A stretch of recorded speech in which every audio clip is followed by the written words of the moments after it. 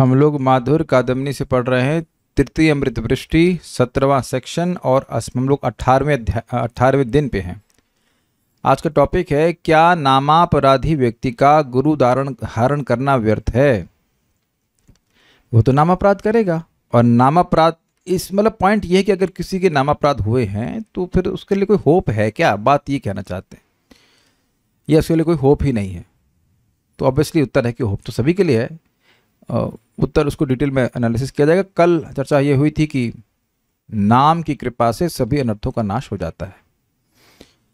नामापराध के प्रसंग में श्री भक्ति रसामृत सिंधु में कहा गया है, हे ब्राह्मण श्रेष्ठ, श्री भगवान के नाम के प्रति कौन से अपराध हैं जिनका आचरण करने से मनुष्यों की सब सुकृतियां नष्ट हो जाती हैं और अप्राकृत वस्तुओं में भी प्राकृत होने का भाव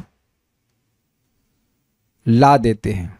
ये थोड़ा समझ लीजिएगा कि जब व्यक्ति शुद्ध रूप से नाम उच्चारण करता है तो अप्राकृत वस्तुओं का अप्राकृतत्व उसके हृदय में स्पष्ट हो जाता है। मतलब धाम जैसे उत्तर प्रदेश का एक भाग है, ये उस व्यक्ति को लगता है जो अपराधी है, उसको लगेगा यहाँ कितनी गंदगी है, ये उत्तर प्रदेश का भाग है, इसमें मैं ये भी एक शहर है। यही लग रहा ना लोगों को, या कुछ लोग सोचते, इसीलिए तो कुछ लोग यहाँ बिजनेस करने आ जाते हैं। अच्छा, या तो मकान बेचेंगे, हम आपको बनाएंगे ब्रजवासी। आपने देखा ये जगह लिखा रहता है, तो पहले खुद तो बन जाओ ब्रजवासी। तो केवल घर लेने से कोई ब्रजवासी थोड़ा हो जाएगा।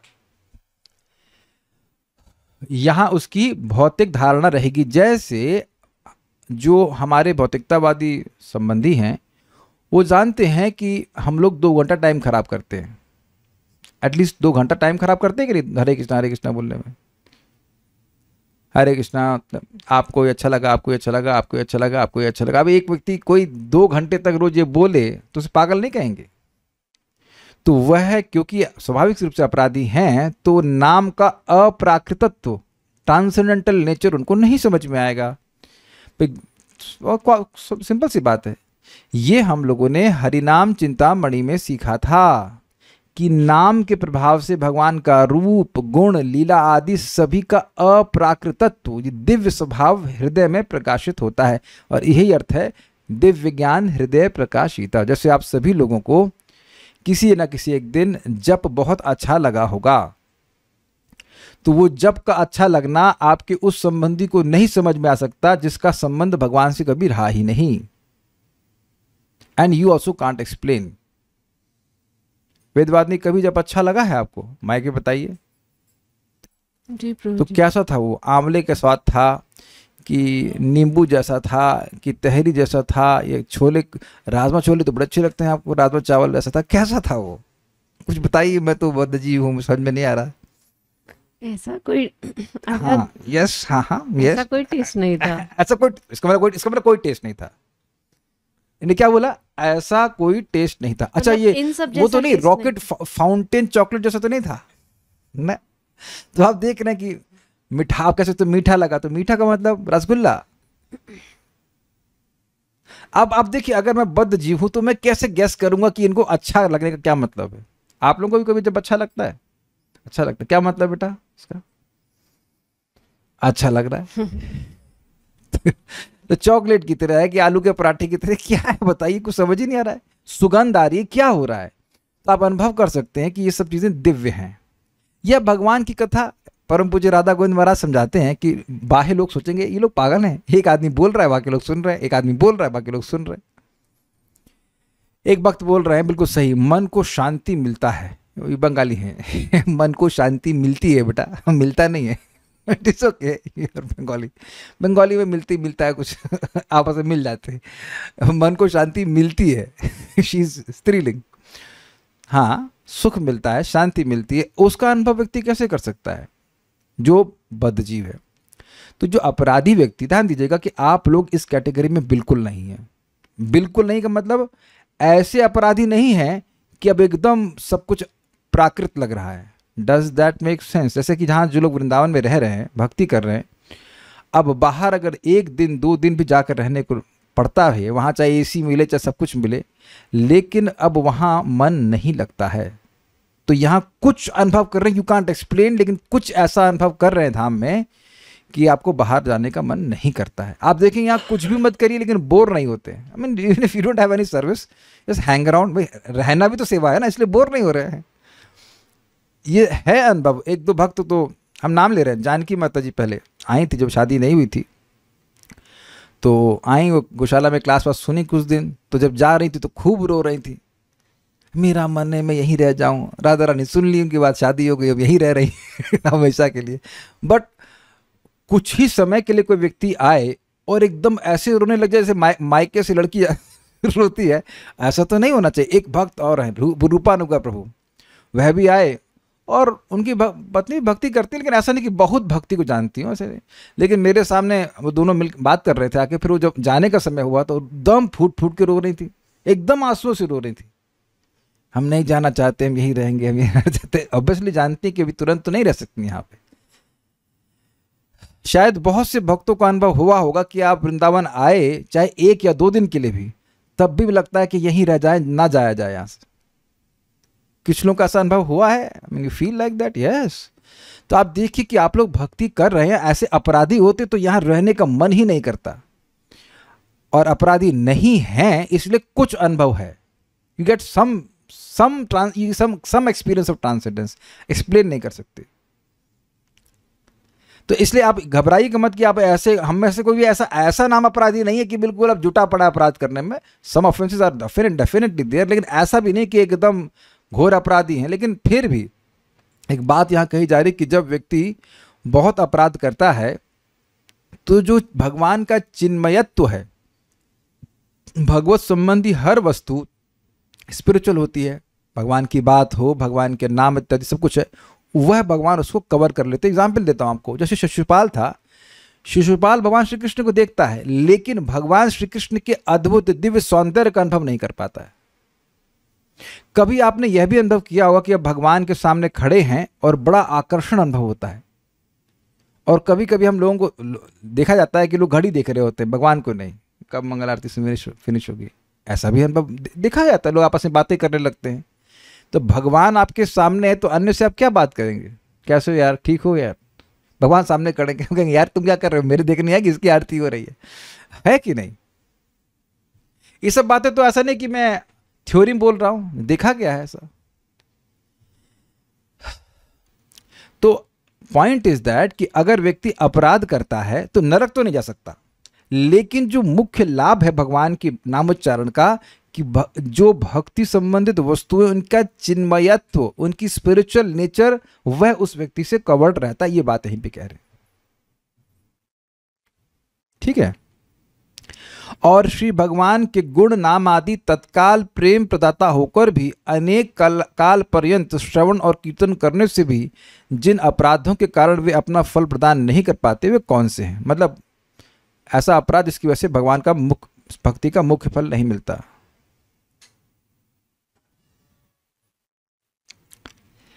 और भगवत संबंधी तीर्थादि सदा सिद्धिप्रद होकर भी अनेक समय तक सेवन किए जाने पर भी सिद्धि क्यों प्रदान नहीं कर पाते। यह भी देखा गया है कि धाम में बहुत समय तक रहने के बाद भी व्यक्ति में वैसा भक्ति का उद्रेक समझते उत्कर्ष नहीं देखा जा रहा है जैसा कि महिमा वर्णन है। ये भी आप देख ही रहे हैं कि लोग धाम में रह जरूर रहे हैं, लेकिन सभी लोग भगवान की भक्ति में एकदम ना एब्जॉर्ब हुए जा रहे हैं, ऐसा तो नहीं है। तो वो धाम अपराध की वजह से, ध्यान दीजिएगा, जैसे नाम सर्वसमर्थ है लेकिन असंतुष्ट होने पर नहीं कृपा करते हैं, ऐसे धाम के प्रति भी अगर अपराध होता है तो व्यक्ति को धाम का वह प्रभाव नहीं मिलेगा जो कि उसे मिलना चाहिए। Is it all okay? यही भागवत पे होगा, सभी चीजों के ऊपर होगा। ये जो भागवत की प्रवक्ता हैं वो घूम रहे हैं, उनको भगवान का प्रेम क्यों नहीं मिल रहा है? Why they are not getting transformed, rather वो बड़े बड़े बंगले और पैसे के पीछे क्यों भाग रहे हैं? तो ये कारण है अपराध। तथा भगवान को निवेदित किए जाने पर भी घी, दूध, तांबुल आदि तत्काल सब इंद्रियों की विषय वासना रूप तरंगों को नष्ट करने वाले और बार बार आस्वादन करने पर चिन्मय होते हुए भी प्राकृत वस्तु की भांति क्यों प्रतीत होते हैं। मतलब जो भगवान को वस्तुएं अर्पित की जाती हैं वो हो जाती चिन्मय, लेकिन जो अपराधी होगा उसको ये सब चीज़ें वैसी अनुभव नहीं होंगी। उसे लगेगा मैं तो कब से प्रसाद खा रहा हूँ, तो मेरी इंद्रियों की जो बाह्य वृत्ति है वो क्यों नष्ट नहीं हुई। इस प्रकार की बातें आती हैं। तांबुल का मतलब होता है पान, नहीं पानी तो होता है ना, पान बोलते हैं, पान को कहते हैं ना, ठीक है। श्री भगवान नाम के प्रति जिन गुरुतर अपराधों के कारण ये सब, कहाँ गया, अपना अपना फल प्रदान नहीं करते वे अपराध कौन से हैं, अत्यंत भयभीत होकर और कौतूहल के साथ प्रश्न किया गया है। ध्यान दिया आपने एक इंटरेस्टिंग बात, जैसे नाम संतुष्ट होने पर अन्य सभी वस्तुओं की, धाम की, भगवान के विग्रह की, श्रीमद् भागवतम की, भक्तों की, सभी की अप्राकृतत्वता, हाँ, अप्राकृतत्वता को प्रकाशित करता है, ऐसे ही नाम के असंतुष्ट होने पर इन सारी वस्तुओं का भी आशीर्वाद उस व्यक्ति को नहीं प्राप्त हो पाता है। मैं समझा पा रहा हूं? इसीलिए नामापराधों के बारे में चर्चा की जा रही है, क्योंकि भगवान के प्रति भी अपराध होता है तो नाम जप करने से वह अपराध नष्ट हो जाता है। Obviously they are not suppose to be done intentionally, लेकिन गलती से कुछ अपराध हो जाता है तो नाम उच्चारण करने से वो नष्ट हो जाता है। हरि स्थाने अपराधे तारे हरि नाम, ये स्पष्ट सिद्धांत। लेकिन अगर नामापराध करेगा तो उसको हर चीज़ फिर अलग दृष्टि से दिखाई देने लग जाएगी, चाहे भगवान की विग्रह हो, चाहे भगवान का धाम हो। तभी तो लोग धाम प्राप्त करके अमेरिका के वीज़ा के चक्कर में पड़ते हैं। और मैं बहुवचन का प्रयोग कर रहा हूं। It's not that it happens once in a while, it's not once in a while, not once in a while. तो इसलिए नामापराधों के बारे में वह पूछ रहे हैं कि हम जानना चाहते हैं कैसे हम इनसे बच सकें। यदि ऐसा ही है तो नामापराधी व्यक्ति को भगवान से विमुख ही मानना उचित है। वह तो ओवर कुछ सब कुछ उसे प्राकृतिक लगेगा, जड़ लगेगा। फिर उसके लिए तो गुरु पदाश्रय और भजन क्रिया आदि जिसका वर्णन पहले किया जा चुका है उनका आचरण करना संभव नहीं हो सकता है। क्यों नहीं हो सकता है? क्योंकि सारी चीजें उसे भौतिक लगेंगी। नाम, भगवान का विग्रह, वे सब उसको भौतिक लगेगा। ग्रंथकार कहते हैं यह ठीक है, मतलब जो आप कह रहे हो इसमें गलत नहीं, ये सही बात है। आपको याद है हम उस भक्त के बारे में बता रहे थे, जो आपने भी देखा, हमने भी देखा, आप शायद आप भी थे क्लास में, नहीं पता आप, है ना। उसको अपने गुरु जी पे ही विश्वास नहीं है, तो अब नाम पे भी विश्वास नहीं है, सारा मामला गड़बड़ है। तो निश्चित सी बात है कि कोई अपराध है जिसकी वजह से ऐसा उसकी चित्त की अवस्था है।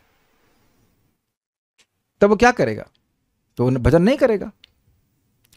ग्रंथकार कहते हैं यह ठीक है, मतलब ये जो आपने बोला है कि नामापराध करने से अप्राकृत वस्तुएं भी प्राकृत जैसी लगने लगती है, सही बोल रहे हैं आप। किंतु प्रबल ज्वर होने पर भोजन में अरुचि होने के कारण जैसे अन्न आदि के ग्रहण की संभावना नहीं रहती, उसी प्रकार नामापराधों की प्रबलता होने पर उस व्यक्ति में श्रवण कीर्तन आदि भजन क्रिया का अवसर नहीं रहता। इसमें तनिक भी संदेह नहीं है। किंतु जब ज्वर उतर जाता है, उसका वेग भी क्षीण हो जाता है, तब उसे अन्नादि भोजन करने पर कुछ कुछ रुचिकर होने लगता है। उसी प्रकार अनेक दिन तक भोग करने पर नामापराधों का वेग क्षीण और हल्का पड़ जाता है, तब भगवत भक्ति में थोड़ी थोड़ी रुचि पैदा होने लगती है। ऐसे ही उस नाम अपराधी पुरुष का भक्ति में अधिकार पैदा होना सिद्ध होता है। पहले यहां तक समझ लीजिए, हुआ क्या। कोई व्यक्ति बहुत अपराधी है, तो अब वह गुरु वैष्णव के प्रति क्या बुद्धि रखेगा? प्राकृत बुद्धि रखेगा, उनकी बात नहीं मानेगा, क्योंकि अपराध से बुद्धि भ्रष्ट हुई है। तो अब इसको भाई यमदूत तो नहीं लेके जा सकते, तो होगा क्या? इसको मिलेंगे भोग। अपराध किया है और भोग मिल रहे हैं। हाँ जी, जो नामापराधी हैं उनको भौतिक भोग प्राप्त होते हैं। अब ये काफी लंबे समय तक भोग भोगते भोगते भोगते भोगते एक दिन अब अपराध का ये प्रभाव है जो कि वह भोग के रूप में प्राप्त कर रहे हैं। भक्ति नहीं मिल रही है, नरक नहीं जा रहे हैं, भगवान के धाम नहीं जा रहे हैं, और भोग मिल रहे हैं। लेकिन अब ये रिएक्शन है ना, कुछ समझ में आ रहा है? ये भी रिएक्शन है ना, उस समय वेस्ट कर रहा है ना भौतिक जगत में। ऐसे करते करते करते एक दिन कुछ मतलब अपराधों का प्रभाव जब क्षीण होगा, तब संभावना है कि वह फिर से भक्ति में आ जाए। मैं एग्जाम्पल दूंगा, समझ में आ जाएगा। शौभरी ऋषि थे और वह 10,000 साल, इज इट नॉट, 10,000 साल तक तपस्या कर रहे थे जल के अंदर में। यमुना जी की, हाँ यमुना कर रहे। अब उस स्थान में जहाँ वो रहते थे वहाँ पे मछलियाँ थी, मछलियाँ घूमती रहती थी, कोई दिक्कत नहीं थी। तो वहाँ पे मछलियों को गरुड़ जी खाने के लिए आ जाते थे। तो बार बार खाते, तो भाई उनका तो भोजन ही है। क्या वो कौन सी बाज बोलेंगे ना, किस स्पीशीज को कहा? गरुड़ जी हैं, लेकिन गरुड़ जी बाज कहे जाएंगे ना, बाज रूप में है। एनीहाउ पक्षी रूप में चलिए। तो अब पक्षी के लिए मछली खाना कोई गलत है? उसके लिए, उनके लिए तो ये नो मीट ईटिंग का सिद्धांत नहीं लगेगा। तो वो तो सही कर रहे थे। लेकिन मछलियों ने जाकर के कंप्लेन करी शौभरी ऋषि को। तो उनको बड़ा अहंकार हुआ अपनी तपस्या का। कहा कि आज से अगर इस स्थान पर गरुड़ आया तो वह तुरंत मर जाएगा। यद्यपि गरुड़ जी को इसका कोई मतलब प्रभाव पड़ना नहीं था, फिर भी उस ब्राह्मण की बात को सम्मान देते हुए वहाँ पे आना बंद कर दिए। लेकिन अब गरुड़ जी का अपराध इनको लगा, तो अब क्या हुआ देख लीजिए। देखिए एक बात यहाँ पे आप देख लेंगे कि अपराध लगने से पहले इनका अहंकार आया था और ये गरुड़ जी को एक समान पक्षी मानने लगे थे। प्राकृत बुद्धि होने लगी थी, मर्त बुद्धि टाइप की होने लग गई। टाइप की क्या, वही होने लग गई। तो अपराध किए। अब इसका प्रभाव देखिए कि वह मछलियों को संग करते हुए देखिए और उनके हृदय में भोग की इच्छा जागृत हो गई। अब देखिए प्रभाव हुआ कि नहीं। कहाँ तो 10,000 साल तक तपस्या कर रहा है बिना कुछ खाए, होपफुली बिना कुछ पिए भी, पानी के अंदर तपस्या कर रहे थे। शायद पी भी नहीं रहे होंगे, मैं भी पी रहे हो, आई हैव नो आइडिया। और ये धाम के अंदर ही हुआ, मैं मान सकता हूँ, शौभरी ऋषि का आश्रम में। डेंजरस। और अब उनके मन में भी आया कि हम भी शादी करें। तो मंधाता थे, मैं जहाँ तक स्मरण आ रहा है, महाराज मंधाता के पास गए शादी के लिए। तो बोले हमें शादी के लिए लड़की चाहिए। तो घबरा गए कि इनको अगर हम मना करेंगे तो शाप दे देंगे। कहते हैं ऐसा करिए, जो लड़की पसंद कर ले आपको, उससे शादी कर लीजिए आप। वो भी चालू थे। अब वो पानी में कोई 10,000 साल रहेगा तो शरीर कैसा हो जाएगा बताइए। शिथिल, या अब हाथ देखिए जब पानी में रहता है कैसा हो जाता है, थोड़ी देर के लिए गला गला सा रहेगा। हाँ, तो जो भी हो उसको देख, उनको देख के कोई पसंद नहीं कर रही थी। तो अब समझ गए, तो अपने को बहुत सुंदर रूप में कर लिए। तो 50 की 50 लड़कियों ने कहा कि दिल, मतलब आई वांट हिम। तो 50 से शादी कर ली। वो एक नहीं 50 से शादी की, और हर एक से 10 बच्चे थे ना, 10 बच्चे पैदा किए। और कितना फजीयत हो गई होगी। जिन लोगों के बच्चे हैं वो जानते हैं 1-2 बच्चे मैनेज करना कितना मुश्किल है। 10 बच्चे, विचार कीजिए कि 10 बच्चे होते तो क्या होता। और फिर 50 स्त्रियां और 50 के संग 10 बच्चे, और फिर उनकी शादी, और ये हो गई तपस्या। तपस्या उसी पानी में छोड़ दिए। और ऐसा करते हुए बहुत समय बीत गया। फिर एक दिन उनको याद आया कि मैं कहाँ था और मैं कहाँ फंस गया। तो आप देख रहे हैं कि उस अपराध का प्रभाव हुआ भोग, और फिर जैसे जिसे वो प्रभाव क्षीण हुआ तब उनको अकल आई। तो ऐसा नहीं कि जो नाम अपराधी वो उसका फ्यूचर हमेशा के लिए ब्लैक हो गया। ये नहीं कहा जा रहा है कि नाम अपराध करो, लेकिन बहुत समय बीत गया उसमें। अब कितना समय बीत गया आप जाने, उसमें लिखा तो ऐसा कुछ नहीं, लेकिन बहुत समय बीत गया। फिर वह अपनी पत्नी को लेकर फिर भजन करने के लिए चले गए। लेकिन समय तो खराब हुआ ना। और इसमें एक बहुत बड़ी बात है कि उनको अगर कोई काउंसलिंग मिली होती तो कम से कम गरुड़ जी से क्षमा मांग लेते हो। लेकिन ये इसीलिए अकेले रहना बड़ा डेंजरस है, क्योंकि हम सोचते हैं, या मतलब एटलीस्ट कुछ एसोसिएशन रहना चाहिए कि हम जो कर रहे हैं वो सब सही है। That's how false ego works. आप देख ही रहे होंगे कि प्रवचन में हम लोग सब आते हैं, सुनते हैं, पढ़ते हैं, तो ग्रंथों से, प्रभुपाद का तात्पर्य से हम पढ़ते हैं, तो अपनी गलतियां समझ में आती हैं। We try to rectify, is it not. इससे पहले कि 50 शादियां करनी पड़े ना, just this is how is there. क्योंकि देखिए, नाम जप करने से भोग की इच्छा कम होनी चाहिए, बढ़नी नहीं चाहिए। दवा खाने से बुखार कम होता है, बढ़ना नहीं चाहिए। तो अगर नाम अपराध नहीं कर रहा है, नामाभास के स्तर पर भी है, तो क्लियरिंग स्टेज का मतलब जो वासनाएं हैं वह कम होती चली जाएंगी, बढ़नी नहीं चाहिए। बढ़ रही हैं तो फिर आप समझ लीजिए कि इसमें कोई संदेह नहीं है कि अपराध कहीं बन रहा है। इसको ऐसे समझिए कि नाम असंतुष्ट होंगे तो अब जिसने नाम बोल रहा है वो खाली तो जाएगा नहीं, तो उसको उत्कृष्ट वस्तु देने की जगह निकृष्ट वस्तु देंगे जो कि भोग है। कुछ अब तो समझ में आ रहा होगा। लेकिन अब काफी समय तक भोग भोगने के बाद व्यक्ति को अक्ल आ जाएगी, क्योंकि देखिए भोगों का स्वरूप ये कि वो जलाते हैं। ऐसा मत सोचिएगा कि जो भौतिकतावादी हैं वो जो भोग में पड़े हुए वो सुखी हैं, वो जल ही रहे हैं। तो जलन अनुभव होने लगती है धीरे धीरे करके व्यक्ति को। तो यहाँ पे आपको समझ में आ गया वो कैसे समय बीतने पे उनका अपराध क्षीण हुआ, तो फिर उनको वापस अपनी स्मृति आई कि भाई ये तो गलत काम हो गया, हमसे गलत हो गया। ऐसे ही उस नामापराधी पुरुष का भक्ति में अधिकार पैदा होना सिद्ध होता है। यह है अप्राकृत और प्राकृत। नहीं समझे, प्राकृत मतलब मटीरियल और अप्राकृत मतलब स्पिरिचुअल। तदंतर जैसे दूध, अन्न आदि पुष्टिकारक खाद्य पदार्थ भी उतरे हुए जर के रोगी को अच्छी तरह पुष्ट नहीं करते, किंतु थोड़ा थोड़ा पुष्ट करते हैं। कुछ समय तक क्रम से औषधि और पथ्य इत्यादि का सेवन करने पर वे अन्नादि ग्लानि और दुर्बलता को दूर कर देते हैं। उसी प्रकार ऐसे भक्ति अधिकारी के लिए कुछ समय तक श्रवण कीर्तन आदि क्रमशः सेवन करने के बाद वे अपना फल प्रकाशित करते हैं। इसलिए यह ठीक ही कहा गया है कि पहले श्रद्धा, साधु संग, उसके बाद भजन क्रिया, फिर अनर्थ निवृत्ति, तत्पश्चात निष्ठा और पुनः रुचि उत्पन्न होती है इत्यादि। देखिए एक बात समझिए, हुआ क्या। बात यह है कि अब जैसे मैं उस भक्त का एग्जाम्पल ले रहा हूँ जिनको अपने गुरु जी पे श्रद्धा नहीं है, किसी पे श्रद्धा नहीं है, तो ऐसा नहीं कि वो भक्ति बिल्कुल छोड़ देंगे। कुछ तो जप ही कर रहे हैं, कुछ कर रहे हैं। जैसे जैसे अपराध क्षीण होगा फिर उनकी बुद्धि आ जाएगी और वह भगवान व्यवस्था करेंगे कि किसी भक्त से वो मिले जो उनको सही गाइडेंस दे और वह स्वीकार कर सकें। अभी अगर सही गाइडेंस दी भी जा रही हो तो वह स्वीकार नहीं कर पाएंगे। तो ऐसा नहीं कि भगवान बिल्कुल छोड़ दिए हैं, कोई नाम अपराध कर रहा है तो उसको छोड़ दे मरो जा करके, ऐसा नहीं है। I hope you are getting the point. एक तरह से हम समझ सकते हैं कि भगवान अनमनस्क हो गएंगे, ठीक है जो करना है करे, लेकिन धीरे धीरे करके वह, हमने सुना था ना, उदासीन से हो जाते हैं। ठीक है अभी उसको प्रेम नहीं दे रहे हैं, लेकिन अब जब वह अपनी कुछ गलती समझ रहा है, कुछ ज्वर उतरा, अपराध का जो प्रभाव था कुछ उतरा, अपनी गलती समझ रहा है, तो अब वह फिर से भक्ति करना शुरू करेगा। इल्यूजन में व्यक्ति सोचने लगता है कि भक्त मेरे दुश्मन हैं, और ऐसा सोचते हैं तभी तो लोग भक्तों से बात भी करना बंद कर देते हैं।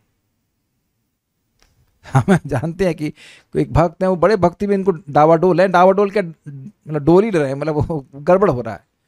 कॉल करता हूं तो फोन नहीं उठाते, लगता है शायद मैं उनसे तकाजा कर रहा हूं, भैया तुमको मैंने 5,000 रुपये दिए थे और वापस कर दो। कुछ सुनाई नहीं दे रहा है कुछ सुनाई नहीं, पैसा तो ना मांग रहे हैं भाई, पैसा मांग रहा हूँ, पैसा तो खुद मांग रहा हूँ, तुमको बोल रहा हूँ आओ थोड़ा जप करो ऐसे करके। तो ये इस प्रकार से लोग बर्ताव करने लगते हैं, सबसे पहले भक्तों को ही बंद कर देते हैं। ऐसा देखा गया है, कई बार देखा जाता है। ग्रंथकार ने यहाँ एक और शंका उठाई है कि भगवान नाम गुणादि का श्रवण और कीर्तन तत्काल प्रेम देने वाला है, समस्त तीर्थ सिद्धि देने वाले हैं तथा भगवत प्रसाद चिन्मय अप्राकृत हैं। ये सब बातें शास्त्र में कही गई हैं और इनके विषय में असंख्य प्रमाण हैं। फिर भी अनेक समय तक भगवान नाम गुण श्रवण और कीर्तन करने पर भी प्रेम की प्राप्ति नहीं होती। अनेक काल तक तीर्थों में वास करने पर भी सिद्धि या अभिष्ट फल की प्राप्ति नहीं होती तथा श्री भगवान को भोग लगाने पर भी उन पदार्थों में चिन्मयता या अप्राकृतत्व की अनुभूति नहीं होती। मतलब ये नहीं अनुभूति होती कि स्पिरिचुअल है। ऐसे कौन से अपराध हैं जिनके कारण मनुष्यों को इनका फल प्राप्त नहीं होता?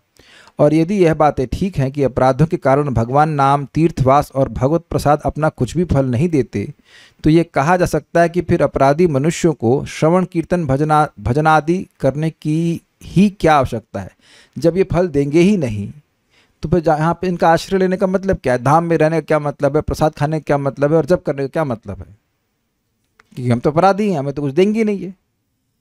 भक्ति के अंग गुरु पदाश्रय आदि में उसका प्रवृत्त होना भी संभव नहीं हो सकता, गुरु में ही प्राकृत बुद्धि होगी। इस पूर्व पक्ष को उठाकर श्रील चक्रवर्ती पाद स्वयं इसका समाधान करते हुए कहते हैं कि भगवान नाम, तीर्थवास, श्रवण कीर्तन, भगवत प्रसाद ग्रहण करना भी निष्फल नहीं होता। लैंग्वेज देखिए, यह नहीं कह रहे कि सफल होता है, कह रहे हैं निष्फल नहीं होता। What does that mean?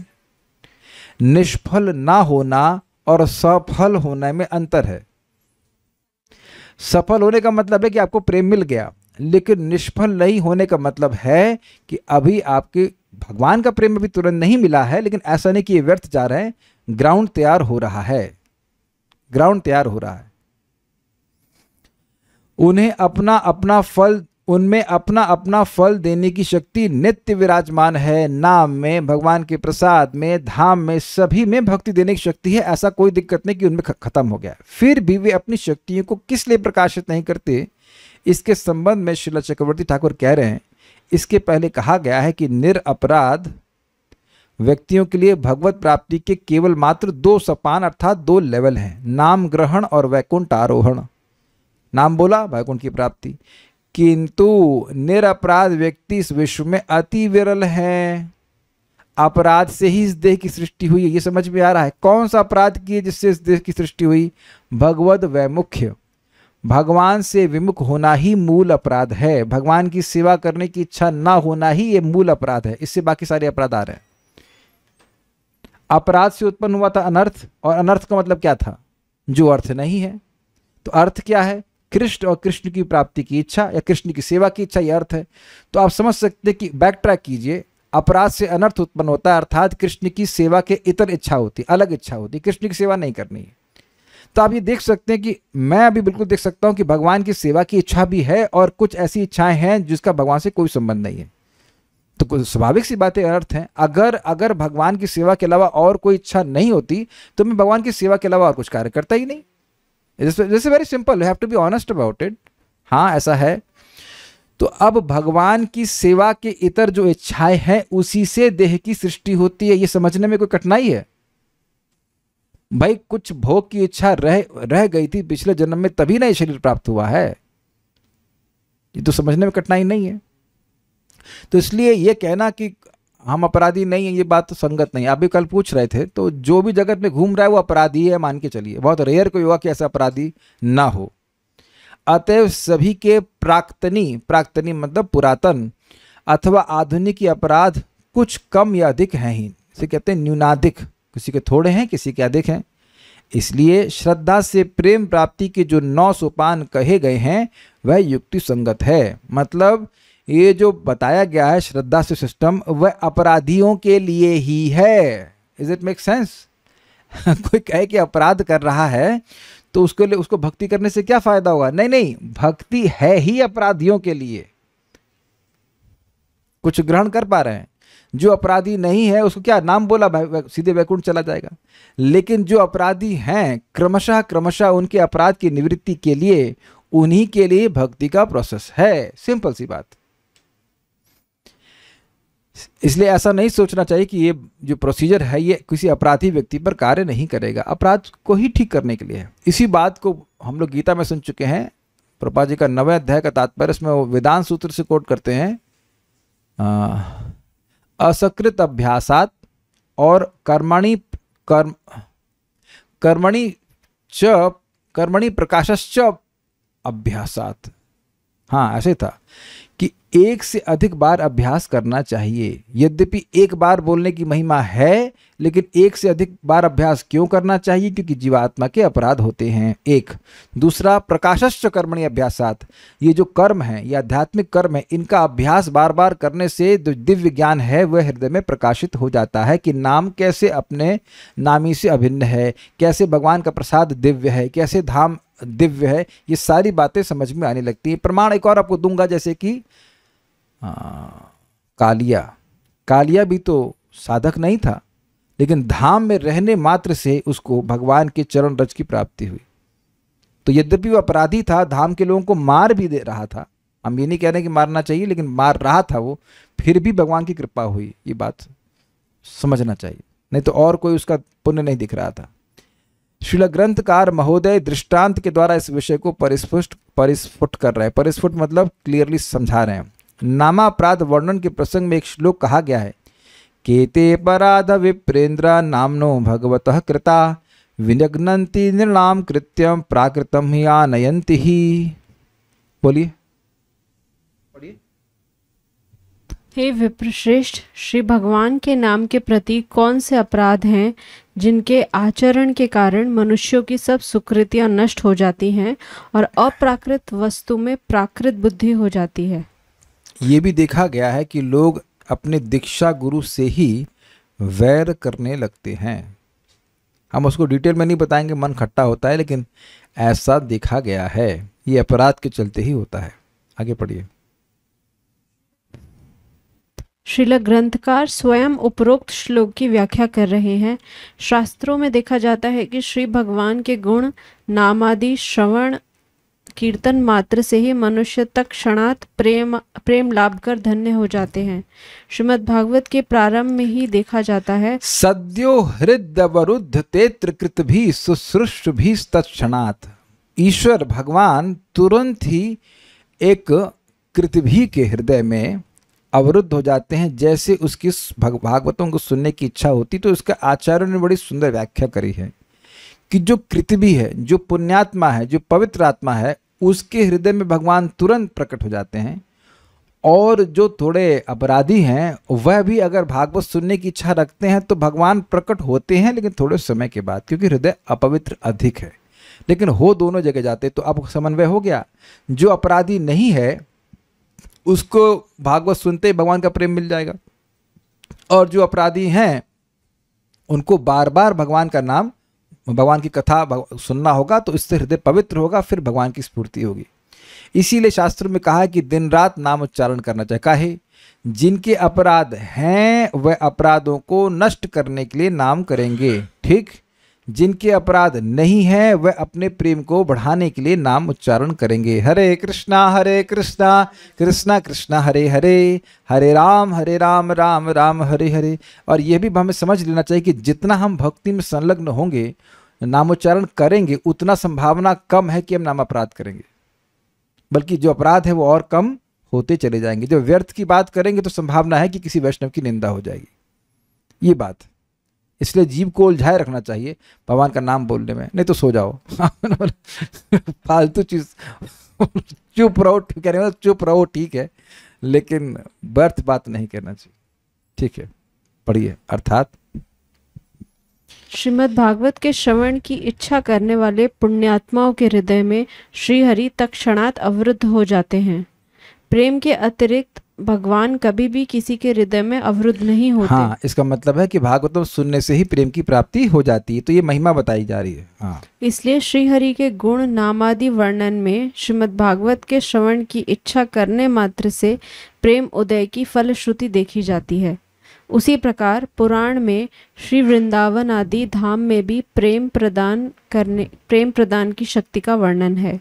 मेरे पीछे बोलिए। अहो मधुपुरी धन्या वैकुंठाच गरीयसी। अहो मधुपुरी धन्या वैकुंठाच गरीयसी। दिनमेकं निवासेना हरौ भक्ति प्रजायते। दिनमेकं निवासेना हरौ भक्ति प्रजायते। क्या अर्थ है? कुछ ग्रहण कर पानी बिना उसको देखिए, अनुवाद में देखिए, अब संस्कृत देखिए, समझ में आ रहा है। मधुपुरी धन्य है। अहो, ओह, मधुपुरी धन्य, इसमें आश्चर्य प्रस्तुत किया जा रहा है। काहे धन्य? वैकुंठाच गरीयसी। वैकुंठ से भी गरीयसी अर्थात श्रेष्ठ है। अच्छा, तब तो भाई किराए पे भी रहने को मिल रहना चाहिए, है ना। कोई कहे कि आपके, मान लो मेरी बहन को पूछते हैं कि आपका भाई कहाँ है, वो वैकुंठ से भी श्रेष्ठ स्थान में रहते हैं, क्योंकि वैकुंठ में भी किराए पे रहे तो हैदराबाद में रहने से अच्छा है कि नहीं? क्यों सूर्य माता जी? गलत तो नहीं कह रहे। हम अपने थोड़ा सा कॉलर तो नहीं वैकुंठ में रह रहे हैं। वो तो काम वैकुंठ वाले नहीं कर पा रहे, लेकिन रह तो रहे। क्यों साइंटिस्ट प्रूफ? गलत तो नहीं है ना। आपके तो 3 फ्लैट है वैकुंठ में। ओके, 3 है ना, 3 4 3। ये बच्चे तो वैकुंठ के सब बच्चे सब। ये इंटरेस्टिंग है भाई। वैकुंठाचा गरीयसी दिनम एकम निवासीना। एक दिन भी निवास करने से हरौ भक्ति प्रजायते, भगवान हरि में भक्ति प्रकृष्ट रूप से हो जाती है। परम पूज्य राधा रमण महाराज प्रवचन कर रहे थे और ये जहाँ तक मुझे स्मरण आ रहा है यही श्लोक कोट किए। तो प्रवचन के बाद मैं महाराज को बोला, महाराज हम तो इतने साल से रह रहे हैं, भक्ति उत्पन्न नहीं हुई। तो महाराज बोले बिल्कुल नहीं हुई। And then I kept silent. See how deep the answers are, you know. आप ऐसे बोल सकते हो कि नहीं हुई, तो किसकी पूजा कर रहा हूं या किसकी पूजा करने की इच्छा है दिन प्रतिदिन।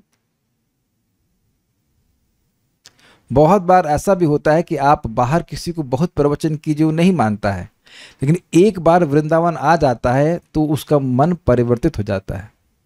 ये सब ऐसे देखा गया है, बहुत प्रभाव पड़ता है, बहुत प्रभाव पड़ता है। वेदवादिनी के भी भाई यहाँ पे आए थे तो उसको बड़ा पूरी रात ही है ना जग के ऐसे कुछ आए थे, फिर यहाँ से सीधे चले गए बरसाना। हमें बरसाना बड़ा अच्छा लगता है। क्या अच्छा है वहाँ पे, मतलब एक नोएडा से कोई व्यक्ति आएगा उसको बरसाना में अच्छा क्या लग रहा है? ऐसा कोई सीनिक स्पॉट तो है नहीं कि वहाँ पे कोई स्विट्जरलैंड है। क्या क्या क्या अच्छा लग रहा है? Is something which is pulling him. कुछ भक्ति प्राप्त हुई है ना, धाम का प्रभाव ऐसा है। प्रभु जी मधुपुरी का संबोधन वृंदावन से है क्या? अच्छा, अगर मैं एड्रेस लिखूं अपना तो कहूंगा वृंदावन डिस्ट्रिक्ट मथुरा। तो मथुरा डिस्ट्रिक्ट हुई कि नहीं? मथुरा के अंदर ही सब आएगा कि नहीं आएगा क्या? वो भी श्लोक तो हम सुन चुके हैं ना।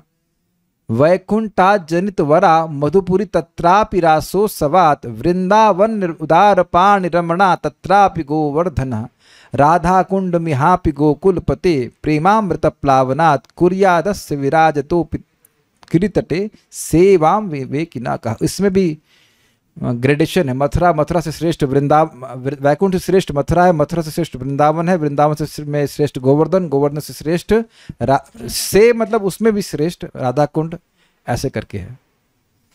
हम यही ठीक है उससे अधिक हमारी कोई योग्यता नहीं है। योग्यता यहाँ की भी नहीं, रोज आके राधा रानी को थैंक यू बोल के आते हैं कहीं गुस्सा ना हो जाए thank you not qualified but by मर्जी I am able to stay somehow that. कितना मजेदार है ना, दिनम एकम निवासेना, मतलब कुछ नहीं करना है, खाली रहने से भक्ति मिल जाती है। कुछ हद है कि नहीं? कुछ नहीं, सो रहे हैं सोना भी तो निवास है ना, निवास बोलते ना, निवास नितराम अच्छे से रहने मात्र से भक्ति मिल जाती। बढ़िया है ये। एक दृष्टि से तो हम कम से कम 24 घंटे भक्ति करते हैं रहने वाली भक्ति। अहो मधुपुरी अत्यंत धन्य है और वैकुंठ से भी प्रशंसनीय है, क्योंकि वहां मधुपुरी में एक दिन निवास करने पर भी भगवत भक्ति प्राप्त होती है। लेकिन ध्यान देना होगा कि अगर अपराध नहीं कर रहा है तो, अपराध करेगा तो एटलीस्ट दिखाई नहीं देगा कि भक्ति कर रहा है, भक्ति प्राप्त हो रही है। धीरे धीरे शुद्ध हो गया तो हो ही जाएगा।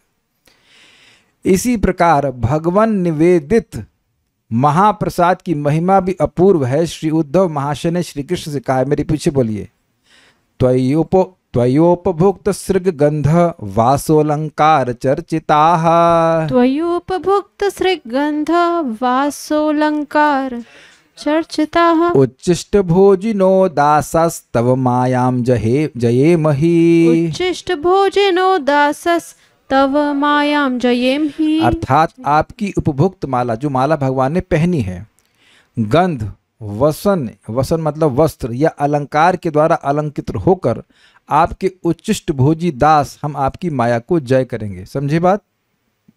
ये तो प्रसाद, भाई कितने लोग प्रसाद ही नहीं खाते हैं। देखें कौन डिफॉल्टर, कौन असभ्य लोग हैं सभा में सब लोग कहते हैं वाह ये साधना अच्छी चल रही, वेरी गुड वेरी नाइस, इससे माया नष्ट होगी। केवल प्रसाद ग्रहण करना। अब ओकेजनली कभी सिर्फ शादी पार्टी में चले गए तो फिर वहाँ निष्ठा निभाने के लिए हम नहीं जानते क्या करना है, जो करना करिएगा, लेकिन बहुत तो तुलसी ले जाना, सलाद खा के आ जाना लेकिन नहीं करना ऐसा। प्रसाद ग्रहण, केवल प्रसाद ग्रहण करने का इतना प्रभाव है कि माया को जीत लेते। माया के बारे में क्या रियलाइजेशन है भगवान का?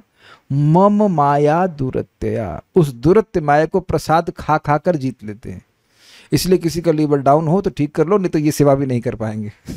ठीक है, इसलिए एक कुछ चीज़ें अच्छी से फूल भगवान को अर्पण करते हैं, सूंघना चाहिए। और क्या, अगरबत्ती हम लोग ऑफर करते हैं तो वह गंध भगवान को जाती है।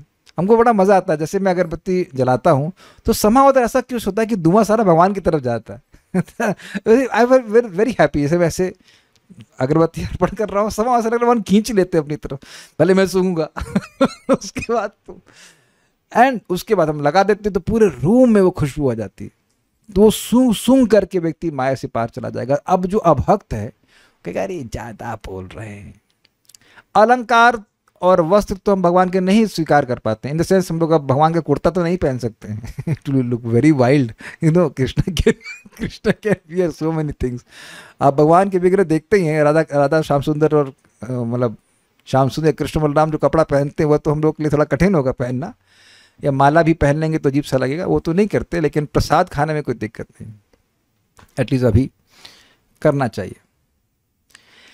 तो ये भी बड़ा प्रभावशाली है। इस प्रकार प्रेम दान में परम समर्थ भगवान के रूप गुण नाम आदि पुनः पुनः श्रवण और कीर्तन करने पर भी, दीर्घ काल तक धाम में निवास करके भी, बहुत दिनों तक भगवान निवेदित महाप्रसाद का सेवन करके भी प्रेम लाभ करना तो दूर की बात है, अपराध आदि अनर्थ होना चाहिए, अपराध आदि अनर्थ ही बढ़ जाते हैं।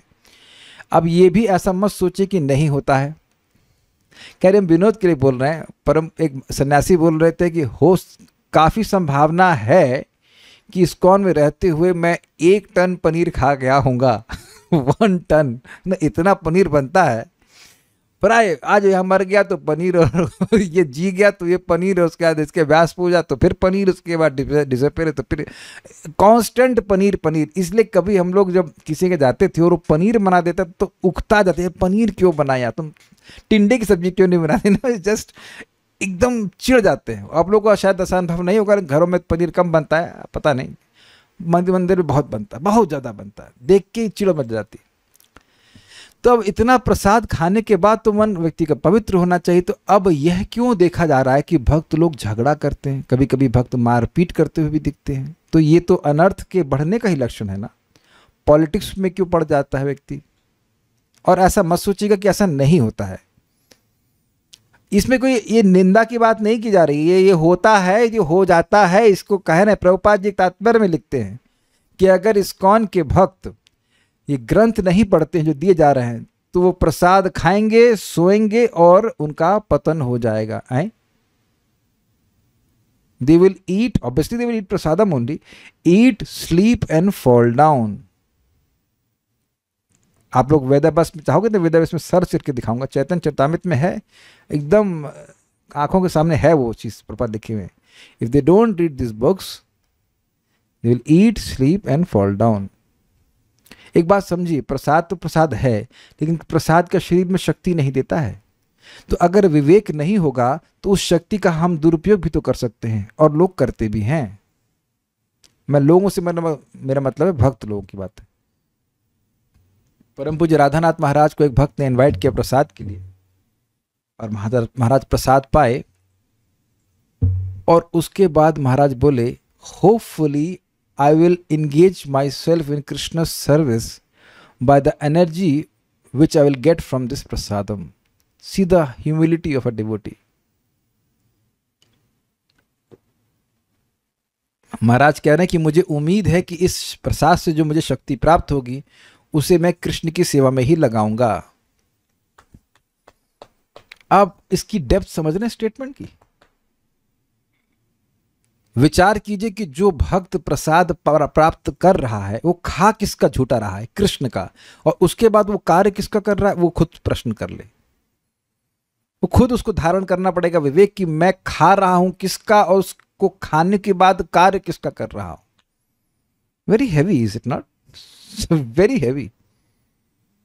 जो खाने को दे रहा है, जिसका नमक खा रहे हैं, उसी की थाली में छेद तो नहीं कर रहे हैं। Am I doing service to Krishna or doing something which is absolutely not service to Krishna?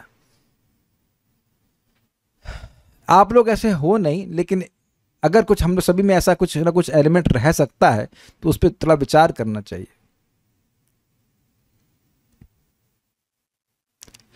तो ऐसा क्यों हो रहा है? फलस्वरूप इन चिन्मय वस्तु में भी प्राकृत बुद्धि उपस्थित हो रही है। जो नामापराध भजन में इतना बड़ा बाधक है, भय से कांपते हुए और विस्मय के साथ प्रश्न हो रहा है, वे नामापराध कौन कौन से हैं? कौन कौन से, उनकी व्याख्या हो चुकी पहले। एक प्रश्न उठाया जा रहा है बस यहाँ पे, अर्थात प्रत्येक साधकों को ही इन नाम अपराधों को अच्छी तरह जानकर अत्यंत सावधानी के साथ इनका वर्जन कर भजन पथ में अग्रसर होना चाहिए। महाप्रभु का शब्द है, निरपराध नाम लैले पावे प्रेम धन। तो महाप्रभु उम्मीद कर रहे हैं कि हम अपराध से बचने का प्रयास करें। अपराधों का फल जिस प्रकार भीषण है, उससे अपराधी की भगवत विमुखता होनी ही उचित है, मतलब भगवान से विमुख होता चला जाएगा। अर्थात अपराधियों के लिए गुरु पदाश्रय भजन क्रिया आदि न होना ही उचित है। ये सामान्य बात बोल रहे हैं। श्रील ग्रंथकार कहते हैं ऐसा प्रश्न होना स्वाभाविक है, किंतु प्रबल ज्वर की स्थिति में अन्नादि भोजन करना संभव पर नहीं होता। उसी प्रकार अपराधों के प्रबल रहते समय गुरु पदाश्रय और श्रवण कीर्तन आदि भजन का अवकाश नहीं रहता। देखिए, श्रील प्रभुपाद जी को एक व्यक्ति ने कहा कि प्रभुपाद मुझे आशीर्वाद दीजिए कि ताकि मुझे एक शुद्ध वैष्णव गुरु के रूप में प्राप्त हो जाए। आप में से किसी की हिम्मत है प्रभुपाद जी को ऐसा बोलने के लिए? आप कभी सोचे, सपना भी नहीं आएगा सर। मान लीजिए कि प्रभुपाद जी सामने होते और आप ऐसा होता कि आपको दीक्षा प्रभुपाद से मिल जाती, तब भी आप सोचते या बोल सकते थे कोई ऐसा? इसका मतलब है कि उसके मन में भयंकर कुछ अपराध है कि प्रभुपाद भी उसको योग्य गुरु के रूप में नहीं दिखाई पड़ रहा है। ये तो प्रसिद्ध घटना है, कोई नई बात हम नहीं कह रहे। तो प्रभुपाद जी ने कहा कि मैं तुमको आशीर्वाद देता हूं कि तुमको जन्म जन्मांतर कभी कोई गुरु प्राप्त ना हो। So you see, it is not that is not happening. कुछ उस व्यक्ति का अपराध रहा होगा कि प्रभुपाद सामने है, फिर भी वो ऐसा बात बोल रहा है और प्रभुपाद जी से ही बोल रहा है।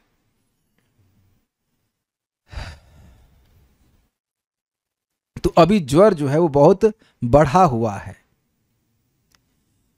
किंतु ज्वर उतर जाने पर, और वो आप जानते हैं उतरने का मतलब जब अपराध अपने कालांतर में धीरे धीरे शांत होंगे और उसका वेग कम हो जाने पर जिस प्रकार अन्न आदि कुछ कुछ रुचिकर होने लगते हैं। याद है, अनुभव है, बुखार बहुत तेज होता है तो खाने का एकदम मन नहीं करता, लेकिन बुखार अगर कदाचित थोड़ा कम हुआ तब लगता है कि मैं कुछ खाना चाहिए। लेकिन वह भोजन भी पूरी तरह से हमको आरोग्य तुरंत प्रदान नहीं करता। जिस प्रकार अन्न आदि कुछ कुछ रुचिकर होने लगते हैं, उसी प्रकार अधिक समय तक अपराध भोगने के बाद जब उसकी गति शिथिल हो जाती है, मतलब अपराध की जो इंटेंसिटी वो कम हो जाती है, तब भजन क्रिया में कुछ कुछ रुचि होती है। अब आप में से किसको भजन क्रिया में रुचि नहीं है? Please raise your hands. किस व्यक्ति को यहां भजन क्रिया में कोई रुचि नहीं है? अरे कोई भी हाथ नहीं खड़ा कर रहा है। तो आप जान रहे हैं कि अगर आपने हाथ खड़ा किया होता तो एकदम आप झूठे माने जाते। क्यों माने जाते? क्योंकि आप क्लास सुनने आए हो। ये तो भजन है ना भगवान का, भगवान के बारे में चर्चा हो रही है, तो इसलिए आप और मैं ऐसी कैटेगरी में नहीं है। तो ये बात क्लियर हो गई। अगर भयंकर नामापराधी होते तो नाम जप करने की, वैष्णवों की संगति करने की इच्छा ही नहीं होती। देखिए, कोई माया में चले जाए इसका मतलब ये नहीं कि वो नामापराधी हो गया। He may just be distracted from भक्ति या कुछ ऐसा, वो फिर भक्ति में आ जाते हैं, फिर भक्ति करने लग जाते हैं। ऐसा नहीं कि वो वैष्णव का अपराध ही करते हैं कुछ, दे आर जस्ट इन माया से कहना चाहिए। लेकिन इंटेंशनली कोई अपराध वगैरह ऐसा कुछ नहीं कर रहे हैं। माया तो खींचती है, लोग बह जाते हैं, कोई बड़ी बात नहीं है, फिर आ भी जाते हैं बह कर फिर वापस आ जाते हैं। That's not a big thing. लेकिन बना कर बैनर बना कर वेबसाइट बना कर वैष्णव की निंदा करना, एआई के द्वारा फोटो बना कर करना, लोग ऐसा करते हैं भाई। क्या क्या करते हैं, I don't want to discuss that, not to give any ideas, लेकिन ऐसा लोग गलत सब काम करते हैं। ऐसा कोई भक्त यहाँ पे नहीं है। तो पहले समझ लीजिए आप कि आपकी जप करने की इच्छा है, भगवान की भक्ति करने की इच्छा है, तो आप इस कैटेगरी में नहीं हैं। ये समझ में आ रहा है? अगर इस कैटेगरी में होते तो यहां नहीं होते, क्लास नहीं सुन रहे होते। क्लास सुनने की इच्छा ये बहुत बड़ी इच्छा है, बहुत बड़ी इच्छा है। आप लोगों को लग रहा होगा सिंपल, लेकिन ये आसान बात नहीं है। ऐसे भी भक्त हमको बोल रहे, कहते हैं प्रभु जी इच्छा ही नहीं होती है। मुझे बोला है कि प्रभु जी इच्छा ही नहीं होती। तुमने कहा, मैं सोचा इच्छा कैसे तुम बताइए। मैं भाई मैं यहाँ क्लास दे सकता हूँ, क्लास सुनने की इच्छा तो नहीं दे सकता ना किसी को। शब्द बोले हम जप कर लेते हैं, लेकिन हमें क्लास सुनने की इच्छा ही नहीं होती है, डिजायर ही नहीं होती है। मैं क्या करूंगा मैं?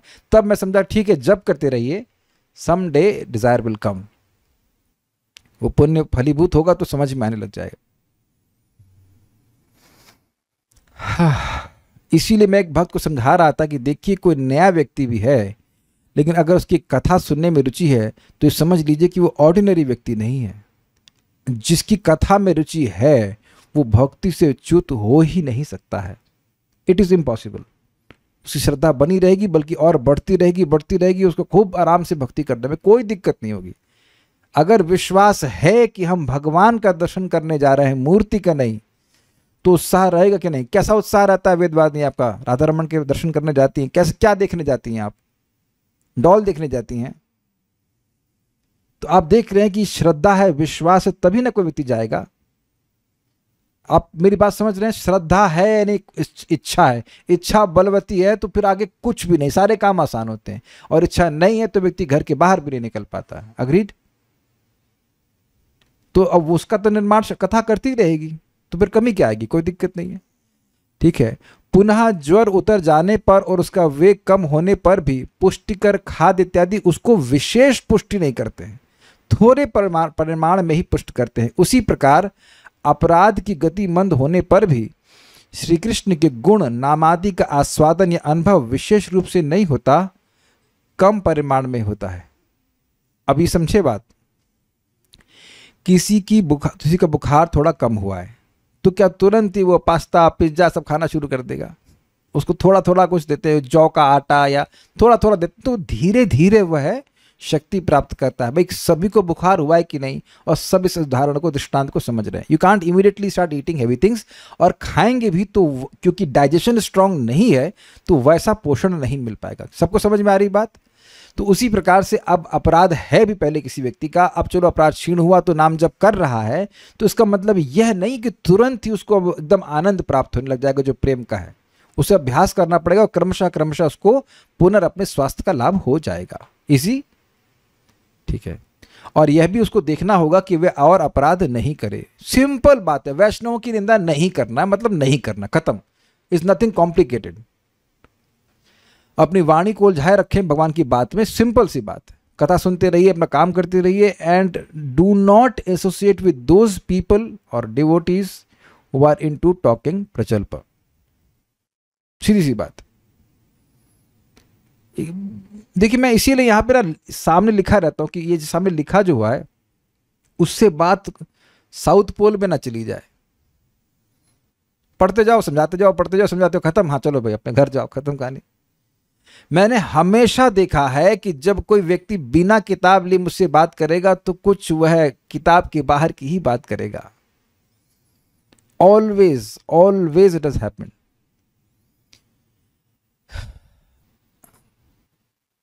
बहुत रेयर होगा कि वह कोई काम की बात करे, वो गड़बड़ ही हुआ। ऐसा हम गलत तो नहीं कह रहे हैं ना? और कहीं चलिए आइए क्लास में आइए,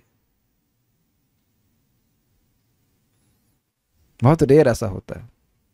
क्योंकि इस पे इसको थोड़ा और क्लियरली समझिए। मन में देखा है कुछ सिग्नल आते हैं, ये बोलो ये बोलो ये बोलो ये बोलो, सब लोग समझते हो इस बात को आप, और ये सोचे बिना कि इस बोलने का क्या प्रभाव पड़ेगा, व्यक्ति खट से बोल देता है कि नहीं? और जहां आपका चित्त जाना ही नहीं हो चाहिए था वहां चला जाता है। जैसे जैसे मैं आप बोल रहा हूं वैसे वैसे आपका चित्त भी उधर उधर जा रहा है कि उस तरफ जा रहा है।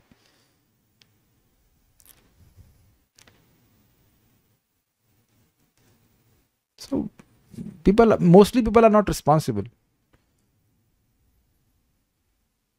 एक वक्त हमको मैसेज की, प्रभु जी आप मंदिर ज्वाइन कर लीजिए। मैं उन्होंने कभी शादी कर ली है तो आप ज्वाइन का क्या मतलब भाई, ब्रह्मचारी बन जाए? हमने कहा मंगल आरती जाते हैं, दर्शन करते हैं, और क्या ज्वाइन का मतलब है? एक गृहस्थ के लिए ज्वाइन का मतलब क्या होता है? What do you mean by join? आप लोग डिसजॉइंट है मंदिर से। आप जाते हैं ज्वाइन किए ना अपना मंदिर, तो जाना आना, इज इट नॉट? गए भगवान का दर्शन किया, पता नहीं अजीब से लोगों का कंसेप्शन होते हैं। अब क्या उसका उत्तर दे बताइए? तो मैं आपको एग्जाम्पल दे रहा हूं कि अगर कोई शास्त्र संग बैठ करके नहीं पढ़ रहे हैं तो 99% चांस है कि वो बचर बचर करेंगे, मतलब बचर बचर समझ गए, लैंग्वेज समझ लीजिएगा। It will not be something related to Krishna, very rarely it comes. बोलिए, कुछ कह रहे हैं? हरे कृष्ण प्रभु जी। और जी ऐसे सिचुएशन में जहाँ पे कोई भक्त आके इंटरेक्ट कर रहे हैं और भगवान से इतर बात हो रहा है पर उसमें से सेफली निकल नहीं पा रहे, तो उसमें कैसे? क्यों आपको बांध के आपके रस्सी बांध देते हैं, चल सेफली बैठ जो यहाँ कुर्सी बांध दिया जाए, उसके बाद देखो उसने ऐसा किया वैसा किया ऐसा किया, just say Hare Krishna and go forward. बल्कि जैसे आज मैं मंगल आरती किया और प्राय जब भी जाते हैं तो हम ये देखते हैं, जिस भी भक्त को देखते हैं उसका गुण स्मरण करने का प्रयास करते हैं। जैसे हमारी माता जी को देखे, हम नाम थे जय वृंदा, क्या नाम है उसका भी, दीक्षित नाम, जय वृंदा माता जी को देखे तो मैंने कहा हरे कृष्ण माता जी, और फिर स्मरण किया she chants, she is too much attached to chanting. फिर परमात्मा प्रभु को देखा, हमने कहा हाँ ये भागवत की प्रेमी, कुछ बोल नहीं रहा था उनको, भागवत की प्रेमी हैं और जब बहुत अच्छे से करते हैं, मैंने देखा था उनको जब करते। तो ये क्या कठिनाई है इस प्रकार से, जिन लोग को हम जानते हैं इनको देखते हैं कि भाई भक्ति कर रहे हैं। जैसे गोविंदा माता जी को देखता हूँ तो हमेशा स्मरण रहता है कि भाई ये तो, मुझे वो बोले कि मुझे, मैंने कहा कितने साल हो गए आपको वृंदावन में सेवा करते, तो उन्होंने कहा I have stopped counting now, 30-35 साल तो हो गए, दांत भी नहीं है उनके अब, इतने साल से सेवा कर रही है फूल माला की। और जब भी मैं मतलब जा पाता हूँ, जाता है इन्होंने का प्रयास कर, राधा रानी के वो जो गार्लैंड्स हैं मेस्मराइजिंग, शायद एक भी दिन वो गार्लैंड एक जैसा नहीं होता, हर दिन अलग अलग अलग अलग प्रकार के बना के देते हैं सब। इन लोग का मैं सबको तो नहीं जानता हूँ, उनकी लीडर हैं, यूथों के समूह के नायक हैं, but I always remember this. So है ना, आपने हेड पुजारी मुकुंद दत्त प्रभु को देखते हैं तो कितने साल से, पता नहीं जितनी हमारी उम्र है उतने साल से वो हेड पुजारी हैं इस्कॉन वृंदावन में, सेवा में लगे हुए। So like this, it's better that we remember devotees' good qualities। मतलब सब तो अच्छे ही भक्तों का नाम मैं आपको बता रहा हूँ, और अगर कोई भगवान के बारे में बात करे तो करिए, नहीं तो फिर प्रभु जी थोड़ा सा समय, मेरा भी कुछ काम है ऐसे करके बस खत्म होगी, सिंपल। और जब आप इकोनॉमिकली डिपेंडेंट नहीं है तो बाध्य भी तो नहीं है बात करने के लिए। ऐसा तो नहीं आप किसी के सेवक हैं तो आपको नौकरी से निकाल देगा, नौकरी से तो आप पहले ही निकले हुए हैं तो काहे किसी को सुनना है। जाइए आप मंदिर दर्शन करके आइए, उसके बाद वहां से निकल जाइए। आप यहाँ आते हो, क्यों आते हो आप जानते हो ना, मैं प्रजल्प करता हूँ यहाँ पे, बाहर लिखा हुआ ना प्रजल्प भवन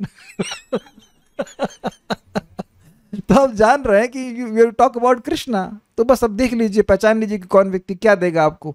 जब जहाँ यहाँ बाहर जाते हैं तो ये पता है ना, ये प्लास्टिक की दुकान है ये प्लास्टिक की दुकान है, ये यादव कन्फेक्शनरी की दुकान है, नो यू नो दैट, यहाँ केक मिलेगा, यहाँ दूध मिलेगा, तो ये पता होना चाहिए कि यहाँ प्रजल्प मिलेगा या कथा मिलेगी। दुकान देख लीजिए, दुकान को नमस्कार कीजिए क्योंकि भगवान के भक्त हैं, लेकिन फिर भी अगर वो प्रजल्प करेंगे तो जस्ट कट लीजिए। कटना समझते हैं, कट लीजिए मीन्स जस्ट, दुखी हो परेशान हो उससे तो अच्छा है कि आप दूर ही रहिए ना, उसको तो आप चेंज कर नहीं सकते सामने वाले व्यक्ति को।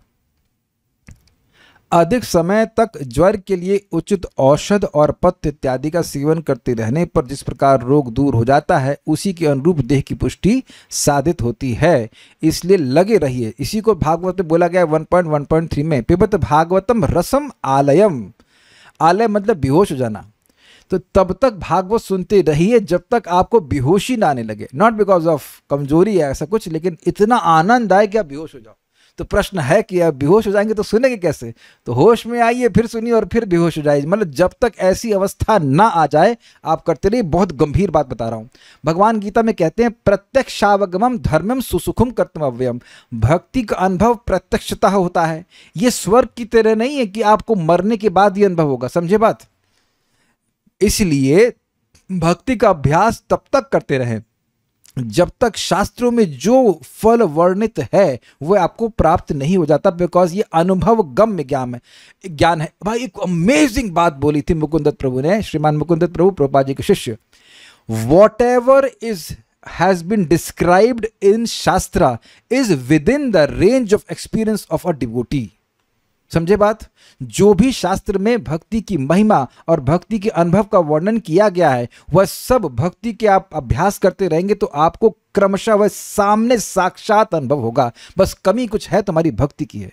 भगवान भी दिखेंगे, भगवान की भक्ति का जो असीमित सुख है वह भी अनुभव होगा, सब कुछ होगा। जैसे ब्रह्मा जी ने 4 कुमारों को बताया था कि बेटा ब्रह्मानंद से भी श्रेष्ठ भजन का अनुभव है, तो उनको अनुभव हुआ कि नहीं? जब गए वहां पहुंचा, हुआ कि नहीं? तो एकदम समझ लीजिए कि भक्ति का जो भी चीज़ें वर्णित हैं, वैकुंठ है, गोलोक है, आपका संबंध भगवान से है, वो सब अनुभव होगा। जस्ट हैंग ऑन, लगे रहिए भक्ति में, सबका होगा, इसमें कोई संदेह नहीं है। प्रभुपाद को बोलते हैं हम सभी का परफेक्शन गारंटीड है, only time is separating us from that. लेकिन जो सुनेगा बार बार उसके मन में धैर्य रहेगा ना, ये बात है।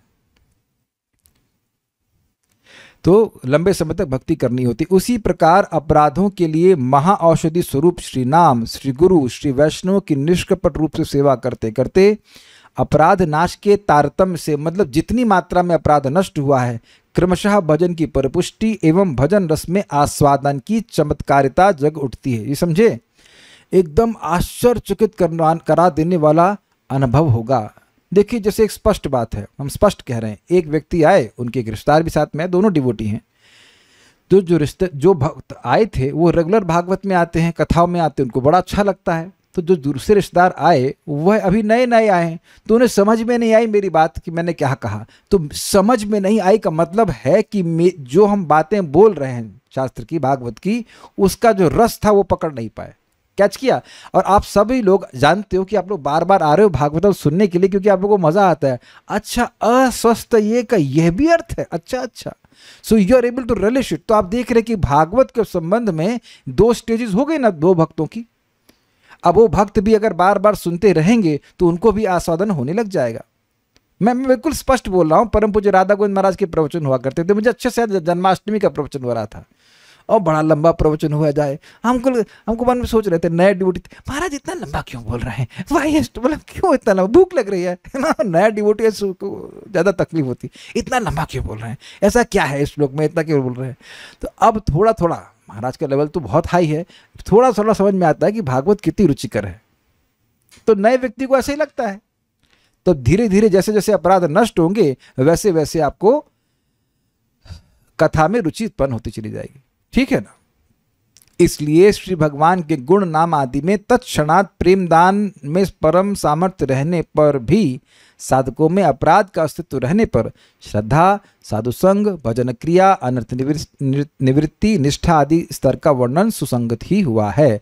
इसलिए अपराध हैं भी तो भी व्यक्ति को भक्ति करनी चाहिए, उससे अपराध का मार्जन होगा और प्रगति क्रमशः कर पाएगा। कुछ पूछ रहे हैं भक्त लोग, क्या कहते हैं, मैंने किसी को गुरु मान लिया, अगर उस गुरु महाराज से मेरी दीक्षा नहीं हो पाती तो क्या मैं किसी और गुरु महाराज से ले सकता हूँ? हाँ बिल्कुल ले सकते हैं, क्योंकि जब तक दीक्षा नहीं हुई है वो आपके दीक्षा गुरु नहीं है। मधुपुरी कहाँ है, जहाँ से आप घूम के वापस गई थी मधुपुरी, सलोनी माता जी कैसे प्रश्न, मधुपुरी कहाँ, मथुरा को ही मधुपुरी कहते ये देखो अज्ञान, स्टेशन पे उतरी, 6-7 दिन रह ली, उसके बाद पूछ रही मधुपुरी कहाँ है। मथुरा को मधुपुरी कहते हैं। मधुपुरी का संबोधन वृंदावन से है क्या? नहीं, मधुपुरी के अंतर्गत वृंदावन आता है, मथुरा के अंतर्गत वृंदावन आता है। मथुरा इन अ सेंस मथुरा में द्वारका भी आ जाता है आध्यात्मिक जगत में अगर ऐसा बोले तो, but let's not confuse you. Mathura यहाँ मतलब मथुरा वृंदावन ये सारा कुछ क्षेत्र, ब्रज क्षेत्र को मथुरा कहेंगे। Okay, so will stop now. Shri Shri माधुर्य कादम्बनी की जय, श्रील प्रभुपाद की जय, निताई गौर प्रेमानंदे। प्रश्न क्या है इनका? प्रश्न है, शुरू में जो प्रश्न उठाया गया था उसका उत्तर तो नहीं मिला कि वो कौन से अपराध हैं जिससे सारी सुकृतियां नष्ट हो जाती हैं। समझी नहीं आप? देखिए, वो प्रश्न उठाया गया, वो एक रेफरेंस दिया गया था भक्ति रसामृत सिंधु में का ग्रंथ का, जिसमें एक प्रश्न उठाया गया है कि वह कौन से अपराध हैं जिससे व्यक्ति की सारी सुकृति नष्ट हो जाती है और अप्राकृत वस्तुओं में भी प्राकृत बुद्धि हो जाती है। तो वहां बेसिकली नाम अपराधों के बारे में पूछा गया है और वहां नाम अपराधों का वर्णन कर दिया गया है भक्ति रसामृत सिंधु में। उस प्रश्न के द्वारा ये डिराइव किया जा रहा है कि नाम अपराध के द्वारा व्यक्ति के अप्राकृत वस्तु में प्राकृत बुद्धि हो जाती है, ये समझाने के लिए उसको उस रेफरेंस को रखा गया है। उस प्रश्न से ये प्रसंग शुरू नहीं हो रहा है। बस प्रसंग ये है कि जब नाम अपराधी व्यक्ति को अप्राकृत वस्तु में प्राकृत बुद्धि हो जाएगी तो फिर उसका उद्धार कैसे होगा, भजन क्रिया में प्रवृत्त क्यों होगा, उसको तो वही मटेरियल चीज लगेगा ना। ये बात बोल रहे हैं। अच्छा कि ये पूछ लिया है आपने, गुड। इसीलिए देखिए हमको बार बार सुनना होता है कि नाम भगवान से अभिन्न है, धाम भगवान से अभिन्न है, क्योंकि अपराध का प्रभाव चित्त में उसके संस्कार रह सकते हैं। इसलिए बार बार सुनना जरूरी है कि ये भगवान हैं, ये भगवान हैं, ये भगवान हैं। Make sense? ये भगवान हैं, गिरिराज जी हमारे सामने हैं, शालिग्राम भगवान हैं, ये कोई पत्थर नहीं है। क्योंकि बुद्धि में संस्कार ऐसा हो सकता है भी कह लीजिए, तो बार बार स्मरण रखना पड़ता है। यस एग्जैक्टली, सुनने से ही ये दुर्मति नष्ट होती है, बार बार सुनने, तो फिर हम लोग कॉन्शियस हो जाते हैं, फिर उसके अनुसार कार्य करते हैं। ठीक है, okay, thank you, Hare Krishna.